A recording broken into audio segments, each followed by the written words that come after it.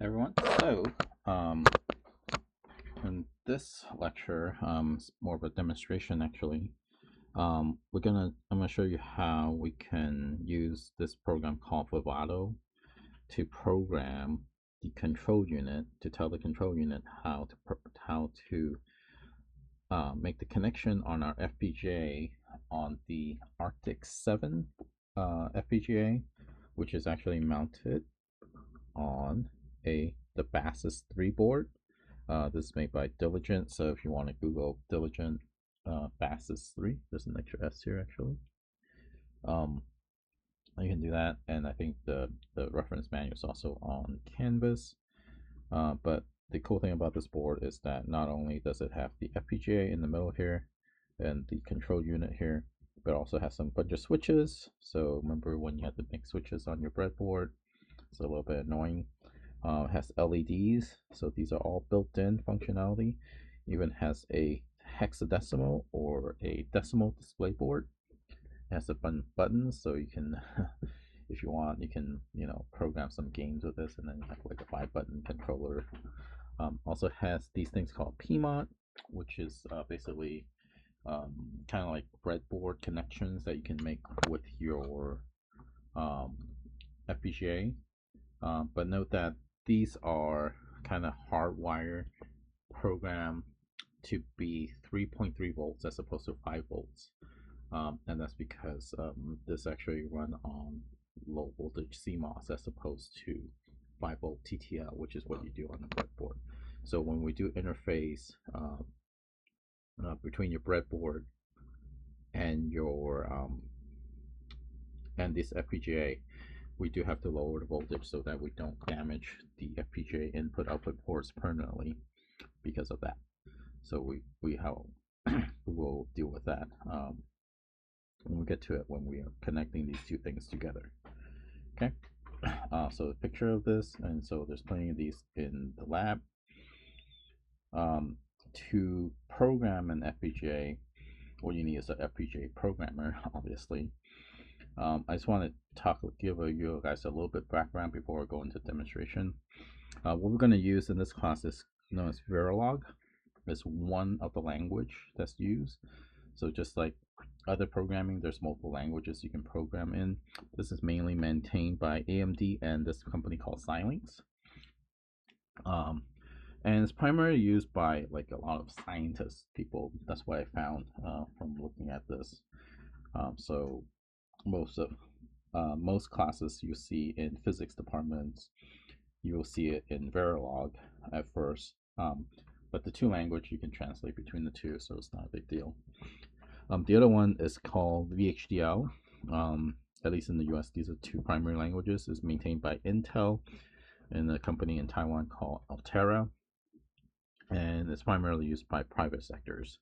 So so you'll see these in if you go work for Intel, for example, or maybe like people make headphones like Bose, and then they have to program FPGA in your headphones, and then they would probably use VHDL.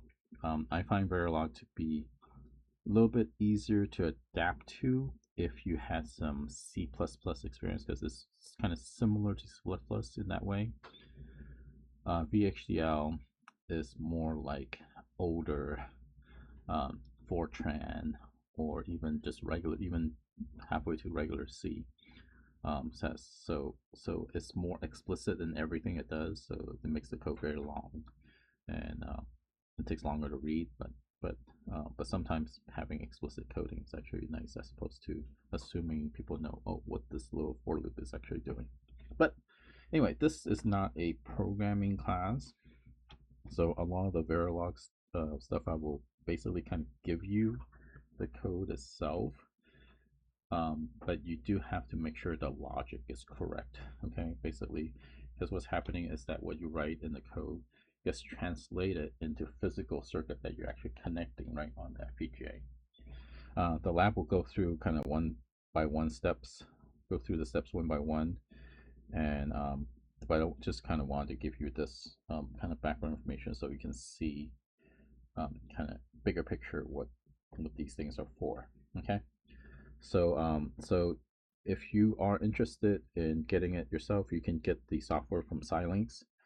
Um, the one we're using in our class is going to be 20.18.3, so it's a very old version. They have 2026 version now, of course. 2018 stands for the year that was released. Um, the reason we're keeping this old version is because all the labs are written in that old version already, and the new version can do exactly the same thing, but it takes up like about 10 times more hard drive space because there's been more and more FPGAs being made, and all these library has to be kept in the newer. So it keeps the old, library also and goes along with the new.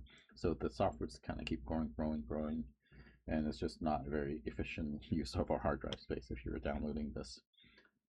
But even at this point, the 2018 version is going to take about 30 gigabytes for it to store of storage in your computer if you want to run it yourself. If you do want to download this yourself so you can work on things at home and try things out before coming to the lab, you can download this directly from Xilinx /support, download index, content, Xilinx, download nav, Vivado design tool. I think the best way to do this is just Google search download Vivado. But in order to get to this older version, you need to go to the Vivado archive. And the thing you actually want to download is the Vivado Design Suite HLX editions. Okay. So in order to download this, there are certain non-export agreement that you have to agree to certain countries, where the U.S. does not want to export any of these FPGA technology to. So you have to sign up for an AMD account, and then say that you're not going to export or give these technology to countries that are banned by the U.S. government. Okay. So once you get that installed, when you open the Vivado, you should see the screen. Okay, so when you get to the screen, this is where I'm going to start the demonstration from. Okay, and once you get to the screen here, right, create project, you can create a new project. This is mostly, you either open on the screen. Mostly what I do is I either create a new project or open a new project. There are other things you can do in here. There's documentation, so if you want to look at the documentation, and there's also videos, so a lot of resources available. The stuff on the task, the IP, managing IP, these are intellectual properties, meaning what are intellectual properties? There are, so let's say someone wrote a matrix inversion, um, hardware Verilog set of code that you can program FPGA, and then you just give it some input, they'll invert the matrix for you. That's written by someone, okay? And they copyrighted it so that whenever you use it, you're actually supposed to pay them. There are a lot of free IP. Even though they're free, it does not mean you can distribute it, meaning the reason that they're kind of keep the code hidden from you so that you cannot just copy and paste the Verilog code, because basically that code is owned by whoever spent time to develop it. That's what IP is.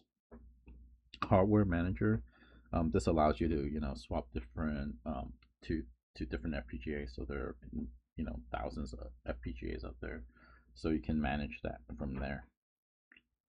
The Xilinx TCL, these are commonly pronounced as tickle files. TCL files are basically scripts that you can run in Vivado that sets up stuff for you, and it's kind of like an automated way to, I want to program this FPGA to be a calculator. There's probably a tickle file for that. Okay, so there are automatic tasks that you can do with it. But mostly what you'll see is create project, open project. There may be even some example projects in there. I haven't really explored that. But the Learning Center down here is also very useful. So I suggest you have any questions or want to learn more about this, utilize these available resources that's already available from Xilinx. Okay. Okay. Once you created a project, you're gonna there's a few steps in between, but once you get to the project, what I want to do is just kind of showcase what these boxes are while I still have the pen ability. Um, what I like to go through is, you have the usual Windows, stuff up here, but what I want to highlight is this flow navigator on the left hand side here. Okay. This is basically how the top level, what you're looking at, is kind of like a menu screen, just like on the website. You can manage the project by adding sources, meaning the code that you're going to add, IP catalog, so you can go through catalog and see um, what other people have written, and can import those IP, meaning modules that you can import. IP integrator, um, that allows you to integrate these new things into your own code, and then you can make the wiring, stuff like that, without looking into their code, because you're not allowed to look at that.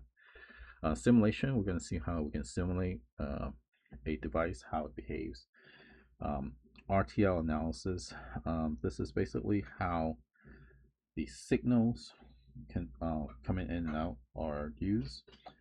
Synthesis, synthesis means what it does, it actually converts what's written as Verilog code that's similar to like a programming language. And what that synthesize does is that it makes it into basically a circuit schematic. It synthesizes the circuit that you're trying to make out of it. Okay, and then implementation. Implementation means that it takes that circuit diagram and it makes it into basically the map of connections that you're going to have on the FPGA, right? What connection is made, which connection is not, and then all that map is done. That's the implementation. Okay, and then finally you have program and debug, which has this generate bitstream and hardware manager down on the bottom here. The bitstream is actually the thing that is a set of code that you send to the control unit through the USB. Okay, and that's actually what tells the control unit how to program the FPGA in order for certain connection to be made, certain connection not to be made. And then opening the hardware manager allows you to select which FPGA you're programming and stuff like that. Okay, so that's kind of the left hand menu. Hopefully that makes sense. It kind of does flow top to bottom, but when you start in the lab, you probably what we're going to do is we're going to start at the synthesis level, because we're not going to deal with simulation, RTL, and IPs yet. At first, we will use them in the future, but not the first tryout. Okay. The other part of the screen I want you to start noticing, is do that in green, right? It's this part. Okay, this is where a lot of your files are going to be contained. So if something is not in the right place here, then your code won't work. And in the demonstration we'll see that. So when you're looking for a file or a library, right, or how you want to order things so that you make sure that, before you do a 16-bit addition, you make sure you program the full adder into it first. So you have to synthesize the full adder first, then you synthesize this 16-bit adder, and that way it flows correctly. And then this main screen here on the right is where you do a lot of the coding. Right now it's just displaying information for you, but it's going to change depending on what you click. So whenever you click something here, the change actually gets shown here. So a lot of times it will just show the code, or even the schematic diagram that you made from synthesis. So this is sort of the main screen you're working from. And down in the bottom, okay, it's very important, is where the error messages come out. So typically, I think I would use the message log, or the message or the logs. Okay, this TCL console allows you to run scripts. So as I mentioned, these tickle files allows you to script defy a lot of these running. Okay, so I'm going to do is going to show you kind of like how to open this and what this looks like in real life. So let's go back here. So what I use, I run this on Linux. It's actually on WSL in Linux. And Vivado is very picky about certain Linux distributions, so it only runs, this is running on Ubuntu 20.04. There are other Linux operating system it will run on. And then I think anything that's x86 on Windows will run the 64-bit, not the ARM and whatever else other Windows are out there. Okay, so the list of compatible operating system is on the Vivado Xilinx site. So make sure you your OS is compatible with it before you install. Otherwise, you can just use the one that's in the lab. Okay. So I'm gonna now do the shortcut version of it. So I have Vivado installed here on Xilinx. Vivado. In fact, I have multiple versions of it. I have a 2018 and 2022 one. I'm going to show you the 2018 one. Okay, once you get here, there's a script called settings 64. So we're doing a 64-bit version. Shall run that first. And then hopefully when you type Vivado, the screen will pop up that you are running Vivado. Let's see. Is the screen popping up somewhere? Yeah, starting the graphical user interface. I think it's starting on a different screen, so I'll move that over in a second. This is done. There it goes. Right. Okay. So I'm just going to create a new project so you can see what that process looked like. So you start a new project. Okay, and then click on next. And the project name, what you want to do is give it a name that you can be able to figure out what it means in the future. So what I'm going to tell you to do is going to put Fizz 4250, and let's say we're doing lab 9, and then you want to put your name, because what's going to happen is that when you turn in these projects, it doesn't have your name on it, I won't know who to give the credit to. Okay, and just leave this create the project subdirectory, and that way you can start creating subdirectories in your project area also. Maybe I don't want this at this folder, so let's just put it in here. So what's going to happen is that it's going to create a new folder within Fizz 4250 called Fizz 2450 Lab 9 Wing 2, which is where this particular project, all the files that's needed, is going to be located. Okay, and we just want to make an RTL project. There are other projects you can make. This is the resistor transistor logic programs. Yeah, I'm gonna check the not specific sources at this time. Yeah, that's fine. Okay, once you get to here, you have to tell it which hardware you're trying to run this on. So in the lab, we tells you what to search for, but here I have to look at it. So this the Arctic 7. The problem is that you can't just type Arctic 7 on there. It has a specific part number to it. So I'm going to try to find that file. Or you can just, if you're in the lab, you can actually just physically look at that FPGA.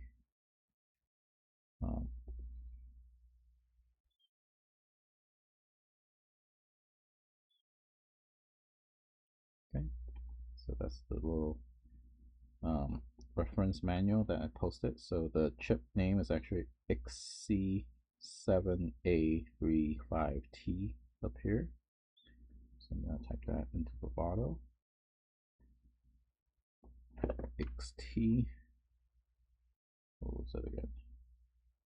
7A. Okay, fine. Oh.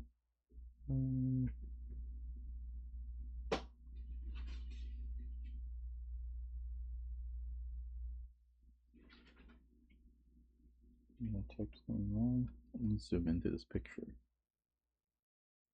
No, that's not good enough to see it.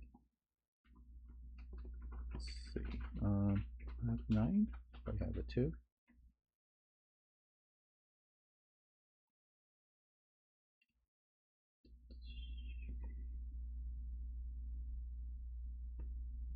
Oh, I start with XC. Oh, I typed it wrong. Oops. XC. There it goes. XC7. I think I said XC and type XT. 7A35T. Okay. And then next part is PPG23 6. Okay. And then we're just going to use the -3 version. So, okay. You click on that, and then you click on next. And it's going to create that project for you.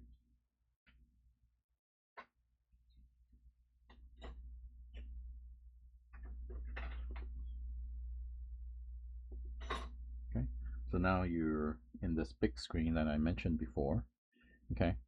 So the first thing you want to do is actually create a source file. So on the sources window, right, you could change to library and compile order and stuff like that.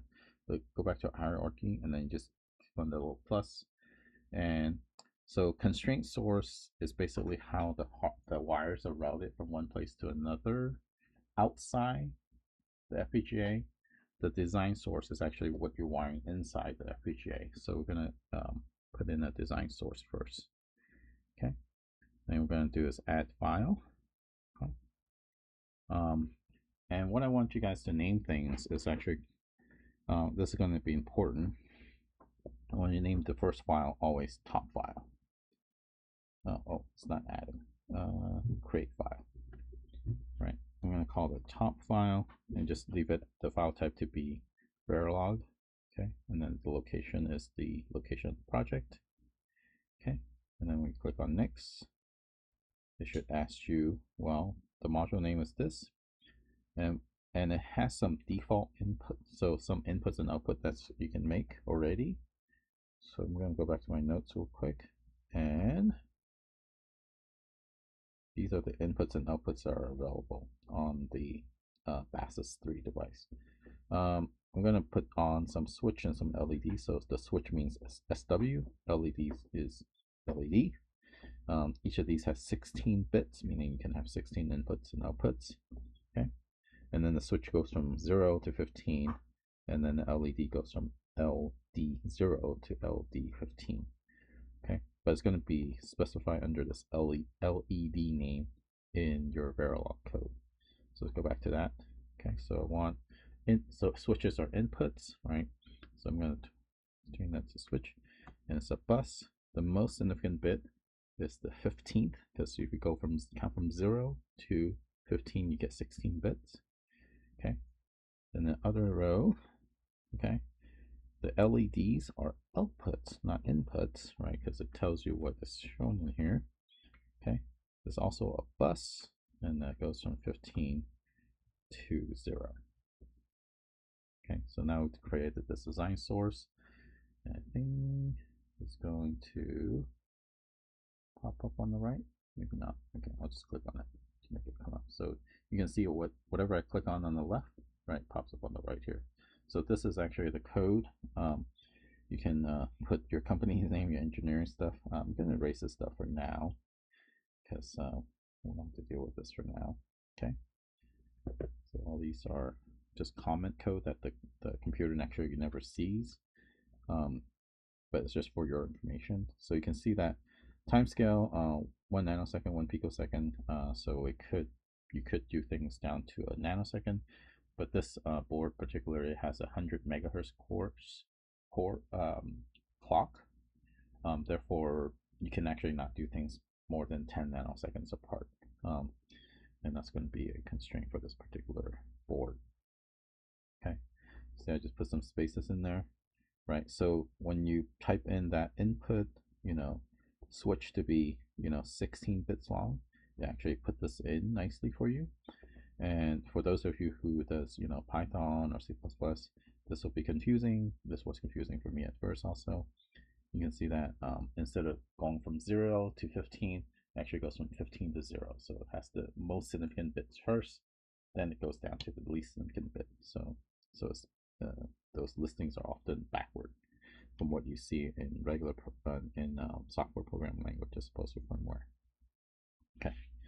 But what I'm gonna do is I'm just gonna make some pretty simple things like, okay, so let's say I want the LED, right? Let's say to the first LED 0, right, to be equal to the switch, maybe 0, so they match. Okay, you put a little semicolon at the end, and you can see that something is highlighting it. Okay, in Verilog, the equal sign doesn't give you the assignment, but you have to specifically say assign.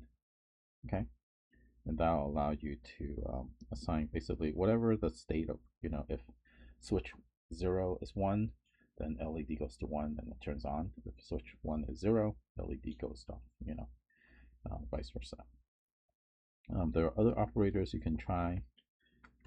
So besides that, actually the white space doesn't matter. It's really for your own sake that you can make the spacing so the things line up and stuff like that. Let's make LED 1, instead of making it equal to the same as switch 1, let's make it the opposite. And this little tilde is like a not operator.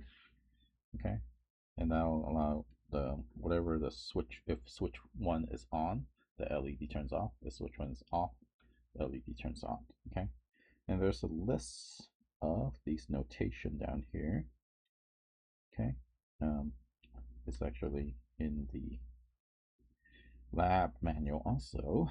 So you can do AND operations, you can do ORs, just a straight line, negate, right? XOR is the little caret going up. You can also shift bits with these double alligators. But for now, we're not going to use those, but it's just in the future, okay? And what typically happens is that, oh, well, let's say this is my code, right? It's kind of a silly project. But we want to save the file. You can see that if it's not saved, right, it has a little star on it. You can just Control S to save, or file save, right? And when you try to run the synthesis without saving the file, it actually will warn you and also say, oh, do you want to save the file before you run the synthesis? Okay, remember the synthesis is what converts these little lines of code into a circuit diagram that the schematic that they'll understand. Okay, so it's going to run the synthesis. Hopefully it doesn't take too long. I'm going to pause the recording so you don't have to sit here and wait for me. Okay, so once the synthesis is complete, it'll actually pop up a window that says, oh, you want to run the implementation, right? Which is the next step if you did this manually. I can cancel here and just run that, or I can just say okay and it'll do it for me. Okay, and remember what the implementation does. The implementation basically takes your schematic drawing, right, and it changes it into what connections are being made in the FPGA. Okay, so that's the next step. Okay. Okay, so once the implementation is done, unfortunately, so it'll ask you to by default open the implemented design, which tells you exactly what the wirings are. Usually, let's not look at this. We'll look to study this a little more in the next year labs. But the next thing you want to do is actually generate the bit stream. The bit stream is what you actually send to the control unit. Okay, and that basically programs the control unit to do the specific task of sending the connection information into your FPGA. Okay, so we're going to generate the bit stream, so this shouldn't take too long. Oh, by the way, when this window pops up, okay, my computer, I think it's like a 8-core computer, and that's why it defaults to 8. I think Vivado usually finds how many cores you have and just use most of it. But it has like the hyper threading, so therefore even though it's using up all real 8 cores, my OBS and my computer is still running on hyper threaded mode, on the other ones. So depending on how many cores your computer have, you want to adjust this number. The more cores you have, the faster the things happen, of course. But you don't want to freeze your computer. Okay. Okay. So now it's generating the bit stream. This should be pretty fast, so I may not pause the video to wait for that. While you're waiting for this bit stream to write, what you can do is actually click on the last thing here, which is open this hardware manager. Okay. When you click on hardware manager, so you have this hardware stuff, you can click on open the target, and you can actually just click on auto connect. Unfortunately, I don't have the BASIS 3 board right with me when I'm recording this. So when you click on, when you have it connected and the BASIS board is on, and you click on auto connect, it'll actually automatically find that board for you, and it'll know how to program that stuff. Okay, and that's basically the last step. And that's actually sending that bitstream program to the control unit so that it'll actually program your route the connection on FPGA to do, you know, these silly things like, oh, just make LED 0 the switch 0, or the LED 1 to be opposite of switch 1. And that's basically how you start the lab. And then as you build more and more complicated things, these code will kind of build up. And we're going to see, but before we leave here, one thing I do want to point out is that things are built in modules in Verilog. So you can see that this module is called top file.